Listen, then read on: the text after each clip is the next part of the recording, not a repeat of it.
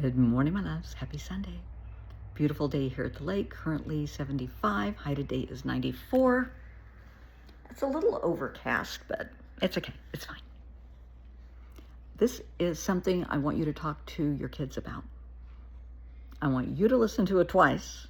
Share it with whomever. And people get so mad at me. I never say subscribe to my YouTube channel. If you want to, do. If you don't, fine. If you want to follow me on social media, God bless. I'm on Facebook, Instagram, and LinkedIn. If you follow, that's great. If you don't, that's okay. But today we are talking about expectations. The expectations you put on yourself, expectations you put on your kids. Are you being fair to yourself? Or are you being fair to your kids? Unrealistic expectations can actually be emotional abuse. Yeah. Telling a child, we, the family, don't make anything less than an A here. That's not fair. All you can ask of yourself or your child or anyone is to do the best they can every day. Do better today than they did yesterday. And we're going to do better tomorrow than we did today. Bottom line. So don't belittle your child and make them feel stupid and ignorant and unworthy because they're not making the grade that you want. As long as they are trying, genuinely trying, that's all that matters. Maybe they need a tutor. There are instructors that will put the lesson on the board, the assignment, hand them the book. That's it. Figure it out on your own. And when it comes to some of the sciences and mathematics, that's not fair. Maybe they need a tutor. Maybe you need to talk to an upperclassman and pay them a couple of bucks an hour to come in and help your child, explain it so that they can understand it. And don't try to help your child if you don't know the material, because it changes so quickly. What used to be new math is now old math. So get an upperclassman, somebody a couple of years older to help your child. There's nothing wrong with that. But don't reject your child if they're struggling, if they're really genuinely doing the best they can. Now, that being said, in the next 3-4 weeks, I am going to be getting a lot of phone calls from a lot of parents that are furious. We had vacation plans, and that just went up in smoke because little Billy, he has to go to summer school now. That's just ruined our whole vacation. That's ruined our whole summer. Well, honey, you're the parent. You should have known little Billy wasn't doing well. You should be in constant communication with the school, with the teachers, and little Billy who lives under your roof.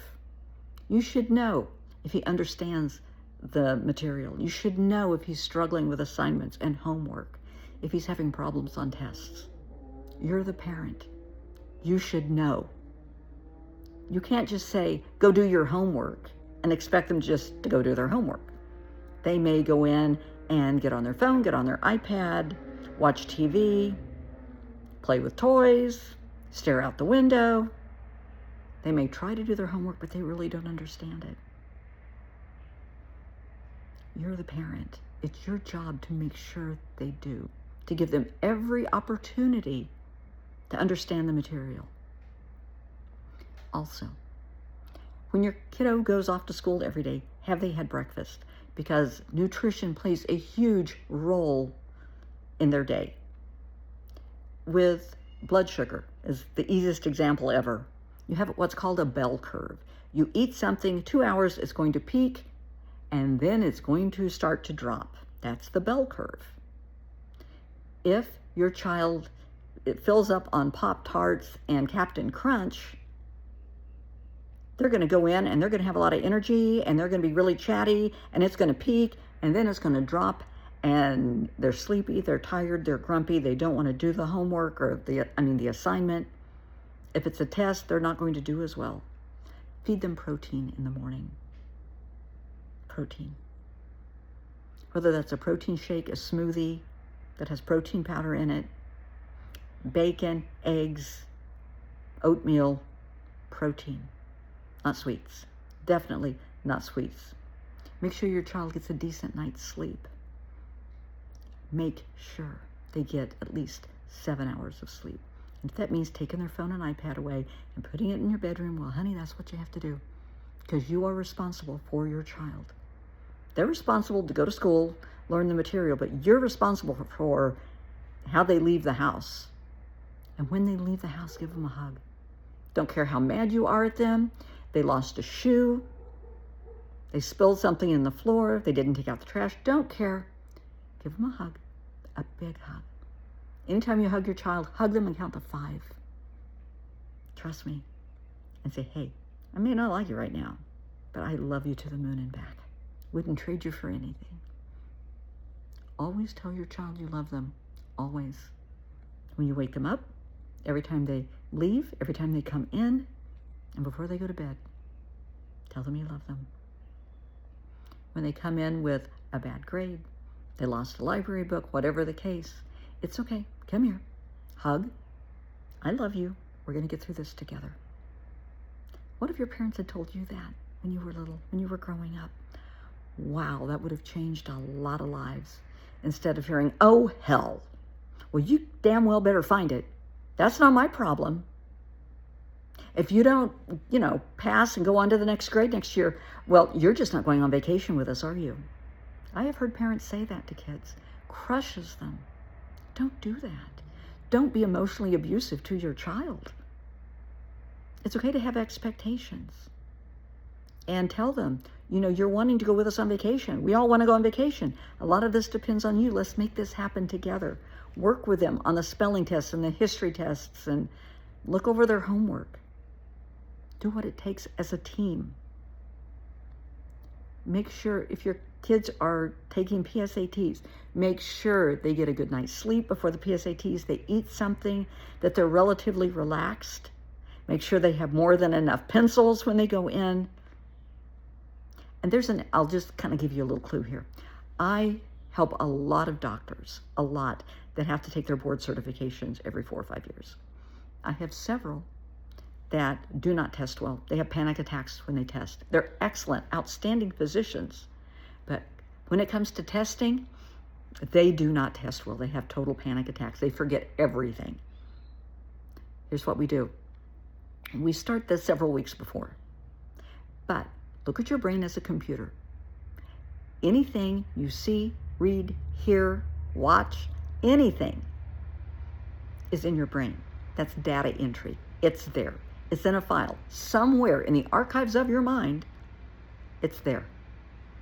When you read a test question, close your eyes for a minute and imagine typing that question in to your brain's computer. Close your eyes, type it in, hit enter. The answer should pop up. Takes a little practice, but it works absolutely, positively every time. I did this years ago with a physician that just really, really struggled. Would get nauseous and start vomiting. I mean, they had the worst time.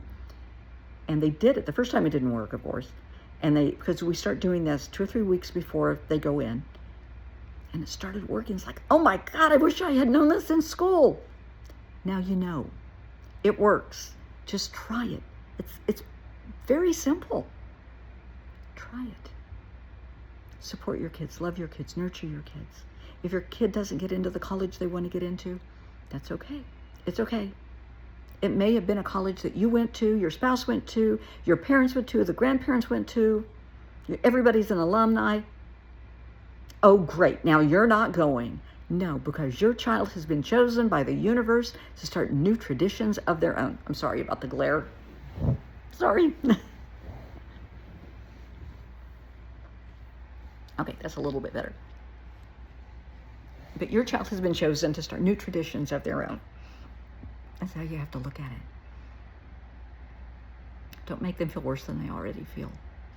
Because I know a lot of kids have their heart set on going to one school and they don't get in. Hey, it's okay. That's fine. You have been chosen. You have been chosen by God, the universe, Allah, whomever you pray to. You have been chosen to start a new tradition. That's big. That means God, the universe, has so much faith in you. And hey, if they've got faith in you to do this, honey, I do too. You're going to do great. Support them, love them, nurture them. There is more to your child than their GPA, their test scores, their PSATs, their SATs. And while we're on it, there's more to you than your title, how much money you have in the bank, how much money you earn every year. Now this one goes for kids and adults. There's more to you than the number that pops up on the scale every day. That is a big topic with teens from age 10 on through adulthood. Growing up, I was anorexic. In high school, and there's a lot of people that will see this that I went to high school with, and they will remember, I weighed 89 pounds. I was 5'6". Yeah. The football team thought it was fun. If I walked down the hall, they would say, hey, put everything down. And they would pick me up and kind of toss me around because I was so light, and it was fun for them.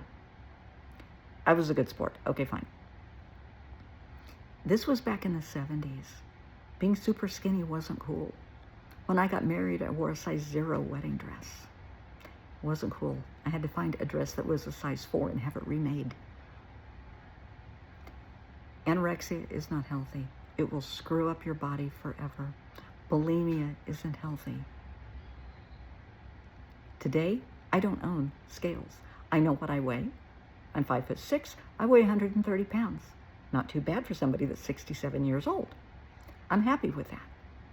But the reason I don't have scales, I know if I get a set of scales, I will start obsessing. I know what's going to happen. Not going to do that to myself. Nope. I go to the doctor. I weigh. I'm consistent. That's great. My clothes fit. Consistency. That's great. I eat healthy. I don't drink alcohol. I rarely, maybe once a year, have a soda. Because I know I'm worth it. I know I am worthy of a healthy lifestyle. You are worthy of a healthy lifestyle. Your child is worthy of a healthy lifestyle. And as much as everybody loves junk food, myself included, who doesn't love a good, bacon cheeseburger and fries or onion rings? Your health is more important. What you take in is reflected in not only how you look, how you feel, but how you think, how you process things. You are worthy. But I want each and every one of you to share this with your kids. Share this with family members that need to hear it. Do the best you can today. Do better than you did yesterday. And we're going to do even better tomorrow.